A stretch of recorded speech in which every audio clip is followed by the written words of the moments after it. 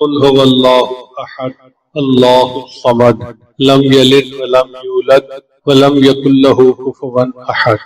صدق اللہ العظیم۔ گزشتہ دنوں میں ہم نے یہ پڑھا کہ سورۃ الفیل جو ہے اس میں نبی علیہ الصلوۃ والسلام کی ولادت مبارکہ کے سال کا تذکرہ ہے۔ نبی علیہ الصلوۃ والسلام سید المرسلین رحمت للعالمین عام الفیل کے ساتھ میں دنیا میں تشریف لائے، یہ نعمت ملی، سعادت ملی۔ پھر آپ صلی اللہ علیہ وسلم کا قبیلہ کیا تھا اس کا تذکرہ سورۃ القریش میں ہے۔ جب آپ نے نبوت کا دعویٰ فرمایا تو ارد گرد کا ماحول کیسا تھا اس کا تذکرہ سورۃ ارأیت الذی یکذب بالدین میں۔ پھر نبی علیہ الصلوۃ والسلام پر اللہ تعالیٰ نے کیا انعامات دیے، کیا خیر کثیر ان کو عطا فرمائی، اس کا تذکرہ سورہ کوثر میں۔ یہاں پہنچ کر اللہ نے اپنے محبوب سے ایک دو ٹوک اعلان کروایا جس کو بانگ درا کہتے ہیں، برملا اعلان، بے بانگ دہل اعلان کہ اے کافرو تمہارے لیے تمہارا دین، میرے لیے میرا دین۔ اتنی وضاحت کے ساتھ شرک سے بیزاری اور توحید کا پیغام نبی علیہ السلام نے پڑھا۔ پھر اللہ نے اپنے محبوب صلی اللہ علیہ وسلم کی کیسے کیسے مدد فرمائی اس کا تذکرہ سورۃ النصر میں ہے۔ پھر آپ صلی اللہ علیہ وسلم کا ایک بہت قریبی رشتہ دار تھا، چچا تھا، بہت خوبصورت تھا، بہت مالدار تھا۔ اس کے بچوں کے ساتھ نبی علیہ السلام کی رشتہ داریاں تھیں، بچیوں کے نکاح کیے ہوئے تھے، مگر وہ بڑا موذی انسان تھا اور نبی علیہ السلام کو بہت اذیت پہنچاتا تھا۔ اس کی بیوی ام جمیل خباثت میں اس سے بڑی ہوئی تھی۔ ان دونوں کے برے انجام کا تذکرہ سورۃ تبت یدا میں ہے۔ پھر اس کے بعد پورے قرآن مجید کا نچوڑ اور خلاصہ سورہ اخلاص میں۔ اگر بالفرض قرآن مجید کو کشید کیا جائے تو جو پورے قرآن کا نچوڑ نکلے گا وہ سورہ اخلاص ہے۔ آج سورہ اخلاص کے بارے میں انشاءاللہ ہم بات کریں گے۔ اللہ کی شان دیکھیں کہ آج 23 کی رات بھی ہے اور جمعہ کی رات بھی۔ سورہ اخلاص جلب منفعت سے تعلق رکھتی ہے اور اس کے بعد معوذتین دفع مسرت سے تعلق۔ اب آ جائیے سورت کی طرف۔ قرآن مجید کی 114 صورتیں ہیں کل، ان میں سے 112 صورتوں کے نام ان صورتوں کے اندر جو الفاظ آئے ہیں اس کی وجہ سے رکھے گئے، جیسے سورہ بقرہ، سورہ آل عمران، سورہ نساء۔ دو صورتیں ایسی ہیں کہ ان کا نام مضمون، صورت کے مضمون کی وجہ سے رکھا گیا، ایک سورہ فاتحہ اور ایک سورہ اخلاص۔ اس صورت کو سورہ اخلاص کہنے کی 4 وجوہات ہیں۔ پہلی وجہ کہ اس میں اللہ تعالیٰ کی شان اور اس کی صفات کے سوا اور کچھ بیان نہیں ہوا۔ دوسرا یہ کہ یہ صورت انسان کو اعتقاد کو خالص کر دیتی ہے۔ تیسرا یہ کہ یہ صورت اس نام کے معنی کے لحاظ سے دی گیا ہے اس کا نام کہ جو شخص بھی صورت کے معنی و مفہوم پر یقین رکھتے ہوئے پڑھے گا وہ شرک سے خلاصی پائے گا۔ اور چوتھی وجہ اس صورت کو سورہ اخلاص کہنے کی یہ بھی ہے کہ جو بندہ اس اعتقاد کے کہ یہ بندے کے اندر اخلاص پیدا کرتی ہے۔ دوسرا نام ہے توحید کہ بندے کو توحید خالص کا پیغام دیتی ہے۔ تیسرا نام ہے سورہ نجات، یہ بندے ایک نام ہے سورۃ الاساس کیونکہ یہ توحید پر مشتمل ہے اور توحید تمام اعتقادات کی بنیاد اور اساس ہے، اس لیے اس کا نام سورۃ الاساس ہے۔ اور ایک روایت ابی بن کعب اور انس بن مالک کی یہ بھی ہے کہ 7 آسمان اور 7 زمینوں کو قل هو اللہ احد کی بنیاد پر قائم کیا گیا۔ اس کا نام ہے ایک سورۃ المانعہ۔ چنانچہ اللہ تعالیٰ نے اپنے نبی علیہ السلام سے معراج کے موقع فرمایا میں نے آپ کو سورہ اخلاص عطا کی ہے، یہ میرے عرش کے خزانوں میں سے ہے اور یہ عذاب قبر اور اگرمی کے عذاب سے بچانے والی ہے، یعنی جہنم کے عذاب سے بچانے والی ہے۔ ایک اس کا نام ہے سورۃ النجات کیونکہ بندے کو کفر سے دنیا میں اور آخرت میں آگ سے نجات عطا کرے۔ ایک اس کا نام ہے سورۃ التفرید، تفرید فرد وحید سے ہے، یعنی اللہ تعالیٰ کی توحید پر مشتمل ہے۔ ایک اس سورت کا نام ہے سورۃ التجرید چونکہ اللہ تعالیٰ ابوت اور بنوت سے پاک ہے، نہ اس کا کوئی باپ ہے نہ اس کا کوئی بیٹا ہے، اور اس سورت میں یہ عقیدہ بیان کیا گیا ہے۔ ایک اس سورت کا نام ہے سورۃ النور کہ اس سورت کا اعتقاد بندے کو نور ایمان سے منور کر دیتا ہے۔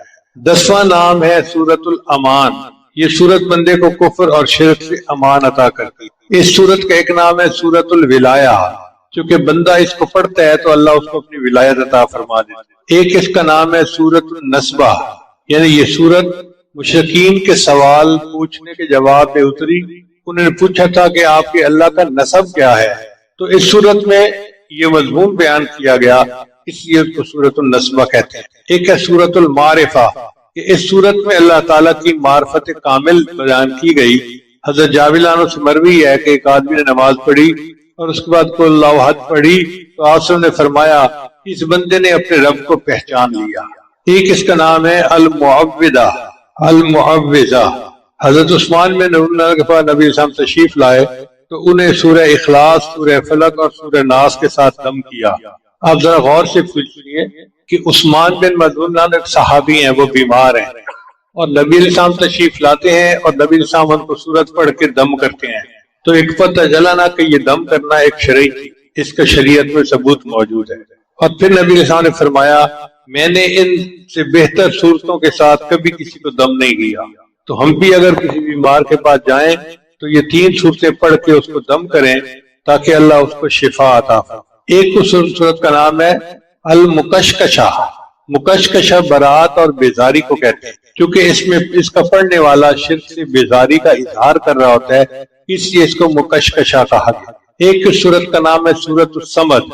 اس صورت میں اللہ تعالیٰ کی صمدیت اور شان بے نیازی کا بیان کیا گیا ہے۔ ایک اس صورت کا نام ہے سورۃ المحضر، کیونکہ اس صورت کو سننے کے لیے اللہ کے فرشتے حاضر ہو جاتے ہیں۔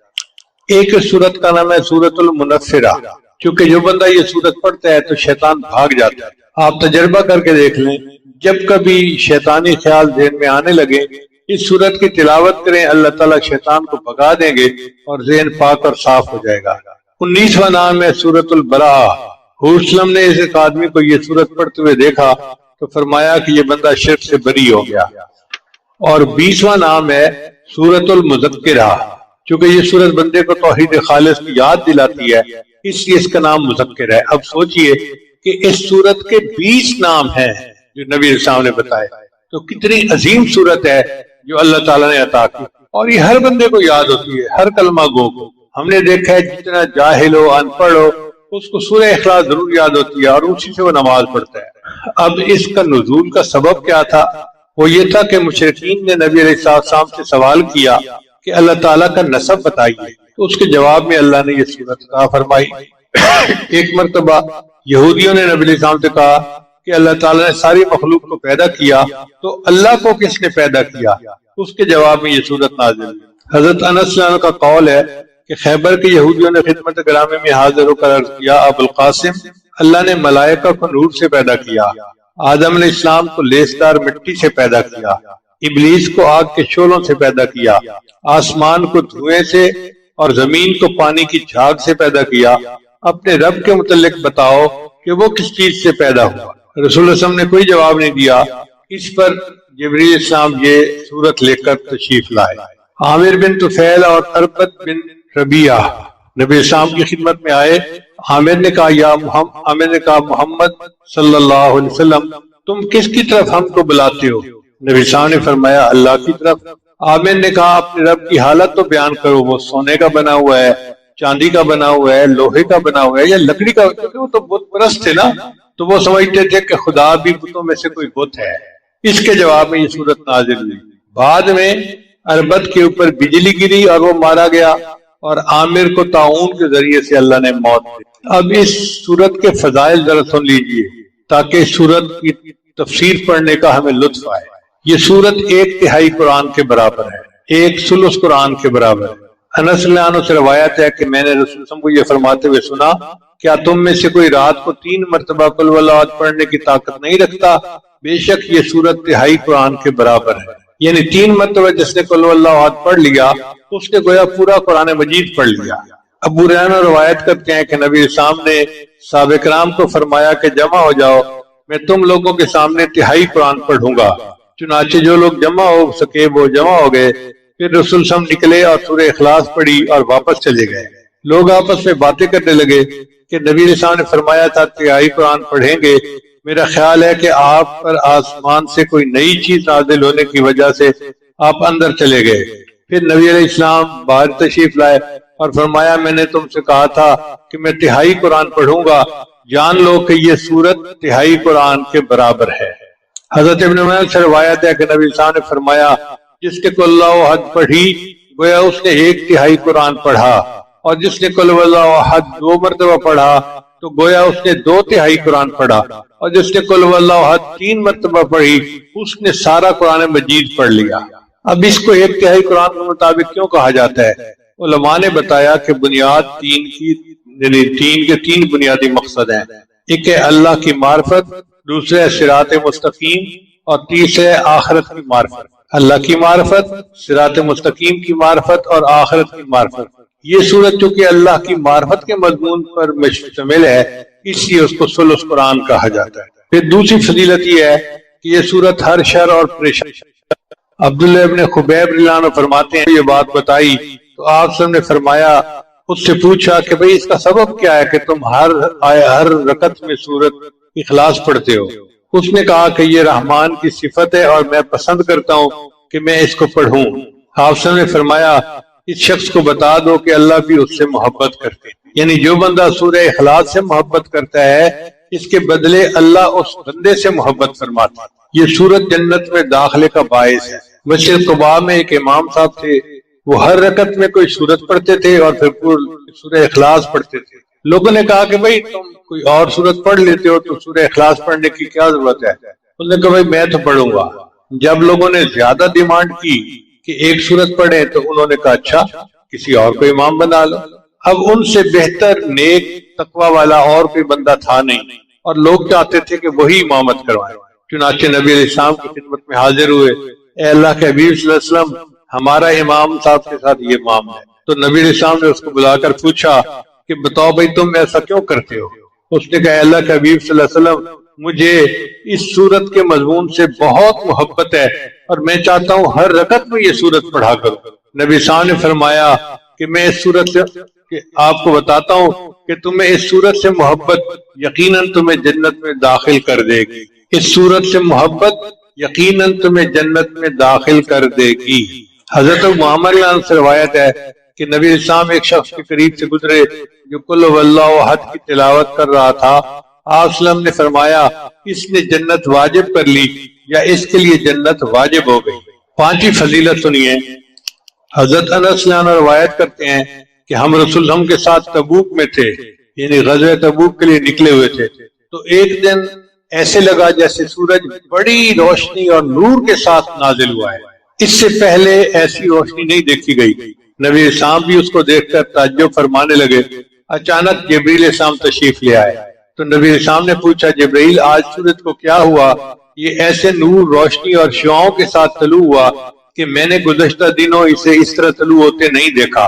تو جبریل اسلام نے فرمایا کہ اللہ کے حبیب وسلم آپ کے صحابی معاویہ بن معاویہ اللیثی کا آج مدینہ میں انتقال ہوا، اللہ تعالیٰ نے ان کی طرف 70,000 فرشتوں کو بھیجا ہے جو ان کی نماز جنازہ میں شریک ہوں گے۔ آپ نے پوچھا کہ ایسا کس سبب سے ہوا؟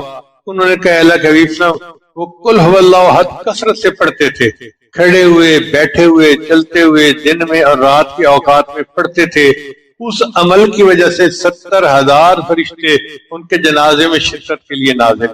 پھر جو بندہ سورہ اخلاص کے ساتھ محبت کرے گا وہ جنت کے جس دروازے سے چاہے گا داخل ہوگا۔ جابر بن عبداللہ سے روایت ہے کہ نبی اسلام نے فرمایا 3 چیزیں ایسی ہیں جو شخص مومن ہونے کی حالت میں انہیں لائے گا تو جنت کے جس دروازے سے چاہے گا داخل ہوگا، اور حور عین میں سے جتنی سے چاہے گا اسے بطور بیوی کے مل جائے گی۔ پہلی بات، جس نے مخفی طریقے سے کسی کا قرض ادا کر دیا، کوئی مقروض تھا اور اس نے چپکے سے اس کا قرض اس کے سر سے بوجھ اتار دیا، قرض ادا کر دیا۔ دوسرا، جس نے قاتل کو معاف کر دیا، اور تیسرا جس نے ہر فرض نماز کے بعد 10 مرتبہ سورہ اخلاص پڑھی۔ ابو بکر نے عرض کیا کہ اگر 1 مرتبہ پڑھے، آپ نے فرمایا اگر 1 مرتبہ بھی پڑھے گا تو اس کو بھی یہ اجر ملے گا۔ اب ہر نماز کے بعد 1 مرتبہ سورہ اخلاص پڑھنا کون سا مشکل کام ہے؟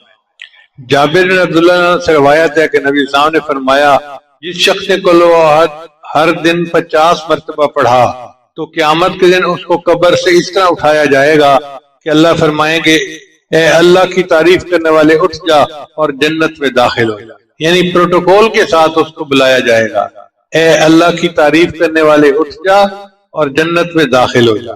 پھر فقر اور تنگ دستی کو یہ صورت دور کر دیتی ہے۔ حضرت جریر بن عبداللہ سے روایت ہے کہ نبی صاحب نے فرمایا جس نے قل هو اللہ احد پڑھی تو اس کے گھر والوں اور پڑوسیوں سے فقر و افلاس کو اللہ تعالیٰ دور کر دیتے ہیں۔ آج جس بندے کو دیکھو وہ غربت کا اور افلاس کا رونا رو رہا ہے، اور قرآن عظیم الشان میں اللہ نے دیکھو کیا کیا ہمیں نعمت موتی عطا کر دیے کہ جو شخص روزانہ سورہ اخلاص پڑھے گا اللہ اس سے، اس کے گھر والوں سے اور اس کے پڑوسیوں سے بھی اللہ تعالیٰ فقر اور تنگ دستی کو دور کر دے گا۔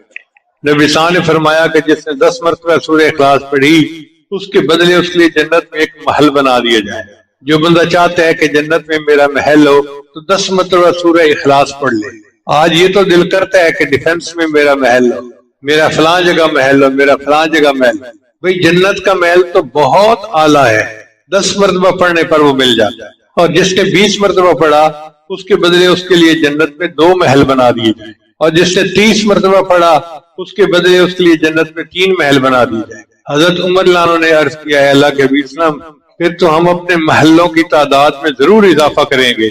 نبی اسلام نے فرمایا تم جتنا بھی اضافہ کر لو اللہ کے خزانے اس سے بھی زیادہ وسیع ہیں۔ ایک روایت میں آتا ہے کہ نبی صلی اللہ علیہ وسلم نے فرمایا جس نے قل هو اللہ احد صبح کی نماز کے بعد 12 دفعہ پڑھی اس نے 4 مرتبہ قرآن مجید پڑھ لیا اور وہ اس نے روئے زمین کا سب سے افضل بندہ ہوگا بشرطے کہ وہ تقوی اختیار کرے۔ پھر ایک صورت میں ایک انس سے روایت کرتے ہیں کہ نبی صلی اللہ علیہ وسلم نے فرمایا جو شخص قل هو اللہ احد 200 مرتبہ پڑھے گا اس کے 50 سال کے گناہ معاف ہوں گے بشرطے کہ وہ 4 کاموں سے بچے، ناحق خون، ناحق مال، حرام کاری اور شراب پینا۔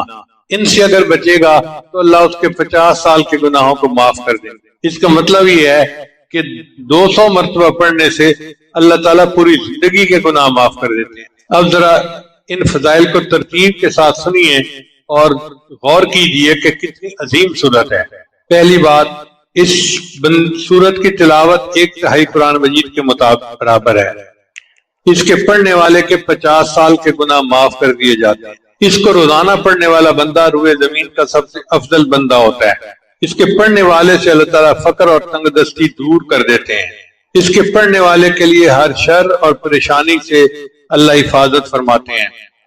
اس کا پڑھنے والا اللہ کا محبوب بن جاتا ہے۔ اس کے پڑھنے والے کے جنازے میں فرشتے شامل ہوتے ہیں۔ اس کے پڑھنے والے کے لیے یہ سورت جنت میں داخلے کا باعث ہے۔ اس کے پڑھنے والے کو جنت کے جس دروازے سے چاہے گا کہا جائے گا کہ داخل ہو جا۔ اس کے پڑھنے والے کے لیے اللہ تعالیٰ جنت میں محل تیار کر دیتے ہیں۔ اب ان فضائل کو سامنے رکھیں تو دل چاہتا ہے کہ ہر نماز کے بعد سورت اخلاص پڑھا کریں اور نمازوں میں بھی سورہ اخلاص پڑھا کریں۔ یہ تھے اس سورت کے فضائل۔ اب اس سورت کی تفسیر کی طرف آئیے۔ اللہ فرماتے ہیں قل اے میرے محبوب کہہ دیجئے۔ اللہ تعالیٰ اس سورت کو خود بھی بیان فرما سکتے تھے مگر اپنے محبوب کی زبان فیض ترجمان سے اللہ نے اس کا جواب دلوایا۔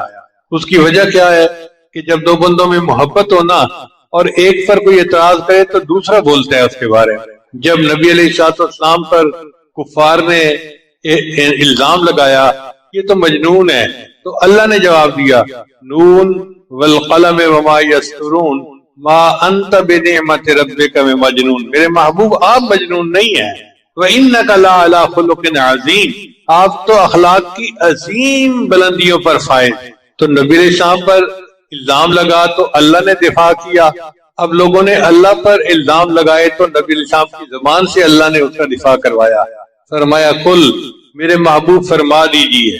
کل کے لفظ سے اس بات کی طرف اشارہ ہے کہ ایمان صرف وہی معتبر ہے جس کی خبر رسول اللہ صلی اللہ علیہ وسلم نے دی ہو۔ اگر کوئی بندہ اپنی عقل سے یا علامات سے اللہ کے وجود کو پہچان لے تو اس کو معرفت تو کہتے ہیں، ایمان نہیں کہتے، چونکہ معرفت جاننے کا نام ہے اور ایمان ماننے کا نام ہے۔ معرفت جاننے کا نام ہے اور ایمان ماننے کا نام ہے۔ جاننا کافی نہیں، ماننا ضروری ہے۔ لفظ کل کے ساتھ اللہ تعالیٰ نے اپنے محبوب کو حکم دیا کہ لوگوں کو میری توحید کا پیغام دو۔ حضرات انبیاء کرام کا اولین پیغام اللہ کی توحید کو بیان کرنا تھا، کیونکہ یہ تمام اعتقادات کی بنیاد ہے۔ اس لیے نبی علیہ السلام نے اپنی قوم کو سب سے پہلا خطبہ جو دیا اس میں فرمایا ایھا الناس قولوا لا الہ الا اللہ تفلحون۔ اب آگے فرمایا قل هو اللہ احد۔ ہم اس کا ترجمہ کرتے ہیں اللہ ایک ہے، یہ ترجمہ کامل نہیں ہے۔ اردو زبان میں ایک کے علاوہ کوئی لفظ ہی نہیں جو ہم استعمال کر سکیں، لیکن عربی زبان چونکہ بہت وسیع ہے، وہ ہر کیفیت اور لفظ کے لیے الگ لفظ استعمال کرتی ہے۔ اب ایک لفظ ہے واحد اور ایک لفظ ہے احد۔ اللہ فرماتے ہیں قل هو اللہ احد، کہہ دیجئے کہ اللہ ایک ہے۔ تفصیل یہ ہے کہ ایک ہوتا ہے تعدد یعنی تعداد زیادہ ہونا، ایک ہوتا ہے تجزی یعنی ایک چیز کے اجزاء زیادہ ہونا۔ مثال کے طور پہ ایک انسان، اب ایک انسان ہے تو 2 3 4 10 100، یہ تعدد ہو گیا، کئی انسان ہو سکتے ہیں۔ اور تجزی کا مطلب یہ ہے کہ اس انسان کی آنکھیں ہیں، کان ہے، زبان ہے، الگ الگ اس کے اعضاء ہیں تو جزو ہیں اس کے۔ اللہ تعالیٰ تعدد سے بھی پاک ہے، تجزی سے بھی پاک ہے، اس لیے اللہ تعالیٰ کے لیے احد کا لفظ لایا گیا۔ اب احد کا کیا معنی بنے گا کہ اللہ اکیلا ہے، اللہ تنہا ہے، اللہ یکتا ہے، اللہ یونیک ہے، اس جیسا کوئی ہے ہی نہیں، یہ اس کا ترجمہ بنے گا۔ اللہ ایک ہے، یہ اللہ جو ہے یہ اللہ تعالیٰ کا اسم ذات ہے، اور اسی کو ہمارے مشائخ نے اسم اعظم کہا ہے۔ قل هو اللہ احد، آپ فرما دیجئے کہ اللہ یکتا ہے۔ اللہ الصمد، اللہ تعالیٰ بے نیاز ہے۔ بے نیاز کا کیا مطلب؟ جس کو کسی کی پرواہ نہ ہو، مگر یہ لفظ بے نیاز بھی پوری طرح اس لفظ کا ترجمہ نہیں بنتا، چونکہ اردو زبان میں بے نیاز کا ترجمہ، بے نیاز سے ترجمے کے علاوہ کوئی اور لفظ ہے ہی نہیں۔ عربی میں صمد اس مضبوط چٹان کو کہتے ہیں جس کا سہارا لے کر کوئی بندہ اپنے دشمن کے خلاف لڑتا ہے۔ پھر یہ صمد کا لفظ ایسے سرداروں کے لیے استعمال ہونے لگا جو لوگوں کو پناہ دیتے تھے، تو مضبوط سہارا، اس کے لیے لفظ صمد کا استعمال ہونے لگا۔ چنانچہ عبداللہ بن مسعود کا قول ہے کہ صمد اس سردار کو کہتے ہیں جس کی سرداری انتہا کو پہنچ چکی، وہ ذات جس کی طرف ضرورت کے موقع پر رجوع کیا جائے اور مصیبت کے وقت اس سے مدد لی جائے۔ ایک معنی ہے کہ صمد وہ ذات ہے جو چاہے کرے، جو ارادہ ہو فیصلہ کرے، اور اس کے فیصلے کو کوئی چیلنج نہ کر سکے، نہ اس کی قضاء کو کوئی ٹھکرا سکے۔ ایک معنی صمد کا یہ ہے کہ اللہ تعالیٰ سردار ہے اور تمام حاجات میں اللہ کی طرف رجوع کیا جاتا ہے۔ ایک معنی اس کا ہے بلندی، کہ سمد وہ ذات جس سے بلند کوئی دوسری ہستی نہ ہو۔ ایک اس کا معنی یہ ہے کہ وہ ہستی جو مخلوق کے فنا ہونے کے بعد بھی باقی رہے گی، ہر چیز فنا ہو جائے گی سوائے اللہ رب العزت کی ذات۔ ایک اس کا معنی یہ ہے کہ وہ ذات جس کو نہ موت آئے، نہ نیند آئے، نہ کوئی اس کا وارث بن سکے، وہ سمد ہوتا ہے۔ ایک معنی سمد کا یہ ہے کہ وہ ذات جس میں کوئی عیب نہ ہو۔ ایک معنی اس کا یہ ہے کہ وہ ذات جس کے اوپر آفات نہ آئے۔ ایک معنی اس کا یہ ہے کہ وہ ذات جو غالب آئے ہمیشہ، کبھی مغلوب نہ ہو۔ ایک معنی یہ ہے کہ وہ عظیم ذات جس سے کوئی دوسرا عظیم نہ ہو۔ مولا علی قاری رحمۃ اللہ نے تمام اقوال کا خلاصہ بیان کیا، وہ یہ ہے کہ سمد وہ پروردگار ہے جو سب سے بے پرواہ ہے، وہ کسی چیز کا محتاج نہیں اور سارے لوگ اس کے محتاج ہیں۔ سید عطا اللہ شاہ صاحب بخاری رحمۃ اللہ فرماتے ہیں کہ اللہ الصمد کے معنی میں مجھے ہمیشہ تردد رہا کہ اس کے معنی ہے بے نیاز۔ میرے دل کو تسکین نہیں ہوتی تھی۔ جیل میں میں نے شاہ عبد القادر کا ترجمہ منگوایا تو لکھا ہوا تھا کہ اللہ الصمد، اللہ نرادھار ہے۔ نرادھار اب اردو کا لفظ نہیں تھا، کسی اور زبان کا تھا، تو وہ کہنے لگے کہ میں سوچنے لگا کہ نرادھار ہو سکتا ہے سنسکرت کا لفظ ہو یا کسی اور کا، تو کوئی ایسا بندہ ڈھونڈوں کہ جو جانتا ہو۔ اس وقت جیل میں ایک پنڈت آیا ہوا تھا، بنکی شرما۔ فرماتے ہیں میں بنکی شرما کے پاس گیا اور میں نے اس سے پوچھا کہ بھئی نرادھار کا کیا معنی ہے؟ یہ لفظ سنتے ہی وہ جھومنے لگا، واہ واہ واہ واہ کہنے لگا میں حیران کہ میں بیٹھا انتظار میں ہوں اور یہ اپنے مزے لیے جا رہے۔ تو میں نے کہا کہ پنڈت جی مجھے بتائیں اس کا معنی کیا ہے؟ اس نے کہا کہ یہ سنسکرت زبان کا لفظ ہے اور اس کا معنی یہ ہے کہ وہ ذات کہ جس کے بن کسی کا کام بنے نہیں اور جس کا کام کسی کے بن اڑے نہیں، وہ ذات کہ جس کا کام کسی کے بغیر اڑے نہیں اور جس کے بغیر کسی کا کام بنے نہیں۔ فرماتے ہیں کہ مجھے ایسے لگا جیسے گمشدہ متاع مجھے مل گئی۔ اچھا، اللہ تعالیٰ کا یہ نام سمد بیک وقت تسبیح بھی ہے، تحمید بھی ہے۔ تسبیح اس طرح کہ اللہ کی اس میں شان بیان کی گئی، اللہ تعالیٰ کے صفت بیان کی گئی کہ وہ اس میں کوئی عیب نہیں. تسبیح کا یہ مطلب ہے اللہ تعالیٰ ہر عیب سے پاک ہے. اور تحمید میں اللہ کی حمد بیان کی گئی کہ وہ سب کی مدد کرتا ہے، سب کی حاجات کو پورا کرتا ہے. ہمارے مشائخ نے اپنی کتابوں میں دو لفظ استعمال کیے ہیں، باہما اور بے ہما. یعنی اللہ مخلوق کے ساتھ بھی ہے اور مخلوق سے الگ بھی ہے. باہما کیا مطلب کہ سب کی ضروریات وہ پوری کرتا ہے، اور بے ہما کا مطلب اس کو کوئی حاجت نہیں کہ کوئی اس کی ضرورت کو پورا کرے. پھر آگے فرمایا لم یلد ولم یولد. اللہ تعالیٰ نے نہ کسی کو جنا اور نہ اللہ کو کسی نے جنا. یہ ان مشرکین کے جواب میں تھا جنہوں نے اللہ کا نسب نامہ پوچھا. چنانچہ اگر ہم کہیں کہ اللہ تعالیٰ کی اولاد ہے تو یہ عہد کے منافی ہوا. اگر کہیں کہ اللہ تعالیٰ کا بیٹا ہے تو یہ صمد کے منافی ہے، کیونکہ بیٹا اپنے وجود میں باپ کا محتاج ہوتا ہے. ولم یکن لہ کفوا احد، اور نہیں ہے اس کا کوئی ہمسر. کفر کی تفسیر میں مفسرین نے کہا کہ اس کا مثل کوئی نہیں، اس کا برابر کوئی نہیں. یعنی اللہ تعالیٰ جیسا یا اللہ تعالیٰ کے برابر یا اللہ کا مثل کوئی نہیں. اللہ فرماتے ہیں لیس کمثلہ شیء، کوئی اس کے مثل نہیں ہے. اور بعضان نے کہا کہ کفر سے مراد بیوی ہے، کہ اللہ تعالیٰ کی کوئی بیوی نہیں ہے. اس صورت میں 4 آیات ہیں اور ہر آیت نے اللہ کے کمالات کو ثابت کیا ہے. پہلی آیت نے وحدانیت کو ثابت کیا اور تعدد کی نفی کر دی، قل هو اللہ احد. دوسری آیت نے کمال کو ثابت کیا اور عجز کی نفی کر دی، اللہ الصمد. تیسری آیت نے دوام اور بقا کو ثابت کیا اور فنا کی نفی کر دی، لم یلد ولم یولد. چوتھی آیت نے عظمت و کبریائی کو ثابت کیا اور مثل کی نفی کر دی، ولم یکن لہ کفوا احد. چنانچہ اس صورت نے تمام شرک و کفر کی جڑوں کو کاٹ کے رکھ دیا. اس صورت نے تمام شرک اور کفر کی جڑوں کو کاٹ کے رکھ دیا. آپ ذرا غور کیجئے، کبھی عدد میں شرک ہوتا ہے، لفظ احد کے ساتھ اس کی نفی کر دی گئی. کبھی مرتبہ و منصب میں شرک ہوتا ہے تو لفظ صمد نے اس کی نفی کر دی. کبھی حسب و نسب میں شرک ہوتا ہے تو لم یلد ولم یولد کے ساتھ نفی کر دی. کبھی کام اور اختیار میں ہوتا ہے تو ولم یکن لہ کفوا نے اس کی نفی کر دی.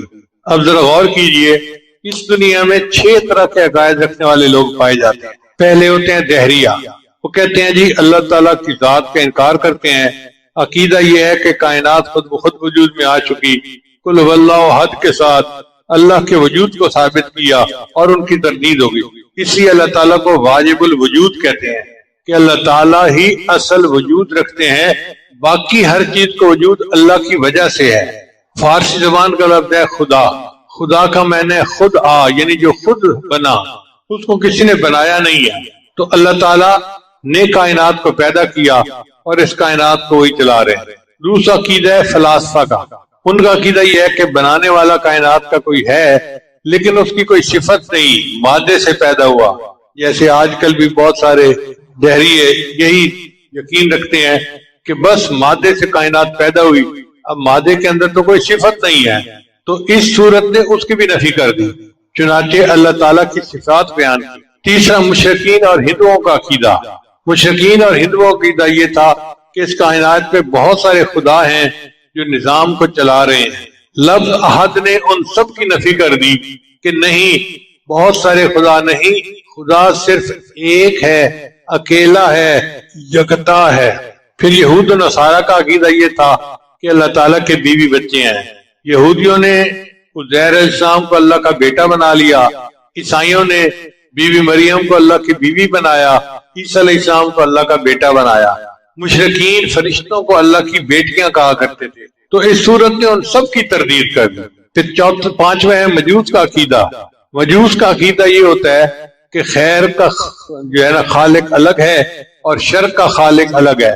وہ کہتے ہیں کہ ایک خدا ہے یزدان، وہ خیر کا خدا ہے، اور ایک خدا ہے اہرمن، وہ شر کا خدا ہے.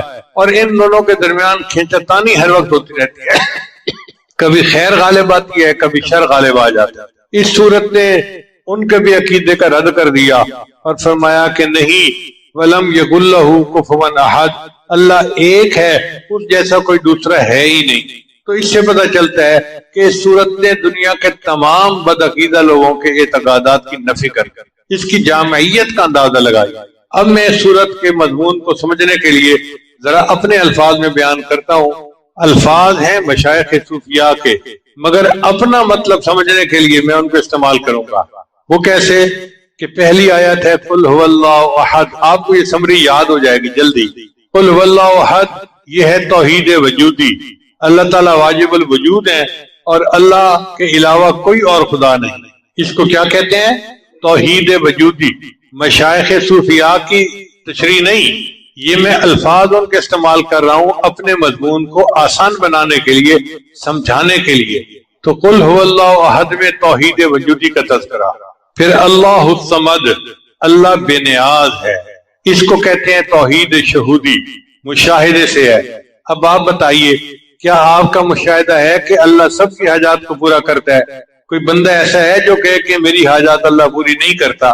اللہ کو ہماری ضرورت ہے اور ہمیں اللہ کی ضرورت ہے نا. تو اس نے گویا مشاہدے میں یہ بات لے آئی کہ اللہ ایک ہی ہے. تو قل هو اللہ احد یہ توحید وجودی ہے، اللہ الصمد یہ توحید شہودی ہے. پھر لم یلد ولم یولد اس کو کہتے ہیں توحید ذاتی. نہ اللہ نے کسی کو جنا نہ کسی نے اللہ کو جنا. یہ مضمون کیا کہلاتا ہے؟ توحید ذاتی. ولم یکن لہ کفوا احد یہ ہے توحید صفاتی. اب چار نام یاد کر لیں، آپ کو پوری صورت کا خلاصہ فوراً ذہن میں آ جائے گا. توحید وجودی، توحید شہودی، توحید ذاتی، توحید صفاتی. چار صورتوں نے پوری تعلیمات کو اپنے اندر بند کر لیا.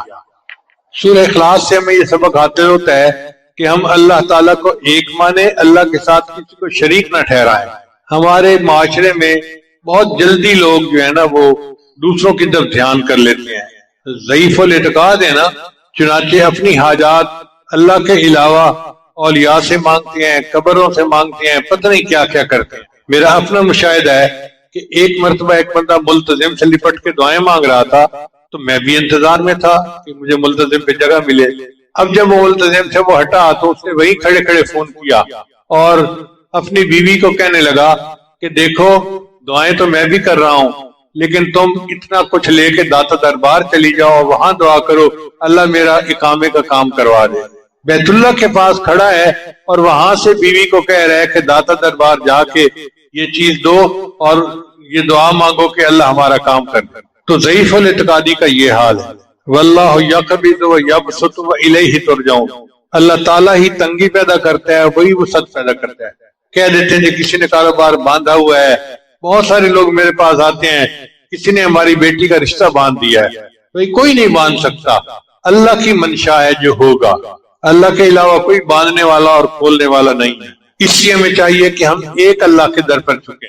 آپ ذرا غور کیجئے گا، علمی نقطہ ہے کہ اللہ تعالیٰ نے بعض جانوروں کو ہاتھ نہیں دیے. گائے، بھینس، بکری، گھوڑا، اونٹ کسی کے ہاتھ نہیں ہے. وہ کھانے کے لیے اپنا سر نیچے جھکاتے ہیں اور پھر چارہ کھاتے ہیں. انسان کو اللہ نے ایسے نہیں بنایا، اللہ نے ہاتھ دیے ہیں. میرے بندے تیرا سر میرے سامنے جھکنے کے لیے ہے، میں نہیں چاہتا کہ یہ کھانے کے لیے نیچے جھکے، کھانا تیرے منہ تک میں پہنچا دوں. شاعر کے بہت پیارے شعر ہیں. تیرے در سے بھی نباہے در غیر کو بھی چاہے، تیرے در سے بھی نباہے در غیر کو بھی چاہے، میرے سر کو یہ اجازت کبھی تھی نہ ہے نہ ہوگی. تیرے در سے بھی نباہے در غیر کو بھی چاہے، میرے سر کو یہ اجازت کبھی تھی نہ ہے نہ ہوگی. تیرا نام تک بھلا دوں، تیری یاد تک مٹا دوں، مجھے اس طرح کی ضرورت کبھی تھی نہ ہے نہ ہوگی. میں یہ جانتے ہوئے بھی تیری انجمن میں آیا کہ تجھے میری ضرورت کبھی تھی نہ ہے نہ ہوگی. تو اگر نظر ملائے میرا دم نکل ہی جائے، تجھے دیکھنے کی ہمت کبھی تھی نہ ہے نہ ہوگی. جو گلا کیا ہے تجھ سے تو سمجھ کے تم کو اپنا، مجھے غیر سے شکایت کبھی تھی نہ ہے نہ ہوگی. تیرا حسن ہے یگانہ، تیرے ساتھ ہے زمانہ، میرے ساتھ میری قسمت کبھی تھی نہ ہے نہ ہوگی. یہ کرم ہے دوستوں کا جو کہہ رہے ہیں سب سے کہ نصیر یہ عنایت کبھی تھی نہ ہے نہ ہوگی. حقیقت یہ ہے کہ جس بندے کو ایک طرف سے جھکنا آ گیا اسے 10 طرف سے نہیں جھکنا پڑتا. جسے ایک ذات کے سامنے رونا آ گیا اسے ہر ایک کے سامنے جا کے نہیں رونا پڑتا. علامہ اقبال نے کیا خوبصورت شعر کہا ہے، وہ ایک سجدہ جسے تو گراں سمجھتا ہے 1000 سجدوں سے دیتا ہے آدمی کو نجات۔ ایک اللہ کے سامنے سجدہ کر لو، 1000 سجدوں سے نجات مل جائے گی۔ اس کے بالمقابل جو لوگ اللہ کو چھوڑ کر مخلوق سے امیدیں لگاتے ہیں ان کو ذلت اور رسوائی کے سوا کچھ بھی نہیں ملتا۔ اللہ فرماتے ہیں وَمَن يُشْرِكْ بِاللَّهِ فَكَأَنَّمَا خَرَّ مِنَ السَّمَاءِ فَتَخْطَفُهُ الطَّيْرُ أَوْ تَهْوِي بِهِ الرِّيحُ مِن مَّكَانٍ سَحِيقٍ۔ جو شخص اللہ کے ساتھ کسی کو شریک ٹھہرائے تو گویا وہ آسمان سے گر پڑا، پھر یا تو پرندے اسے اچک لے جائیں یا ہوا اسے کہیں دور دراز کی جگہ پر لا پھینکے۔ سر ایک ہے اور ایک ہی کے سامنے جھکانے کے لیے اللہ نے عطا کیا ہے۔ سر ایک ہے اور ایک ہی کے سامنے جھکانے کے لیے اللہ نے دیا ہے۔ سر جس پہ نہ جھک جائے اسے در نہیں کہتے، سر جس پہ نہ جھک جائے اسے در نہیں کہتے، در در پہ جو جھک جائے اسے سر نہیں کہتے۔